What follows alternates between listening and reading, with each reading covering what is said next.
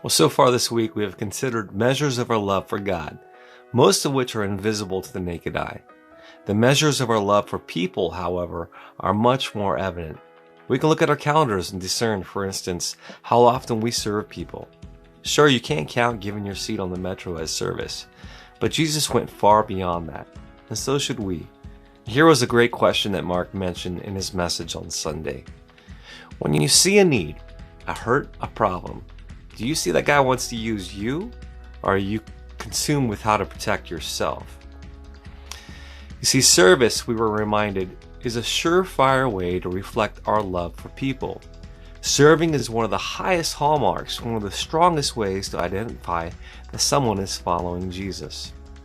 It has characterized Christians from the church's earliest days as they consistently cared for the widows and orphans, the sick, the poor, selling properties to feed the hungry, and burying the dead when no one else would go near the bodies. And one of Christ's final acts was washing the feet of his disciples.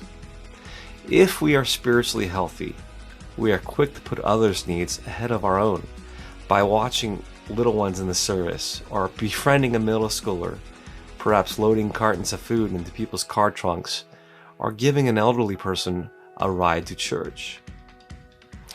Well, we also demonstrate love for other people as we care for the less fortunate, which is something that Jesus did constantly. The categories of the less fortunate offered on Sunday should have provoked reflection in all of us. The unfairly treated, the disenfranchised, the global poor, the sick and invisible. You might think, well, aren't thousands of Americans marching for these people now? Well, who will do more than march? It'll be us, the church. As Mark said, this is a natural product of who we are in Jesus. The family of Christ will be the leaders in serving others, both within and without the church. It will also be the voice of the voiceless, as Jesus ventured into every corner of his society too, from the lepers, the children, from the women to the criminals.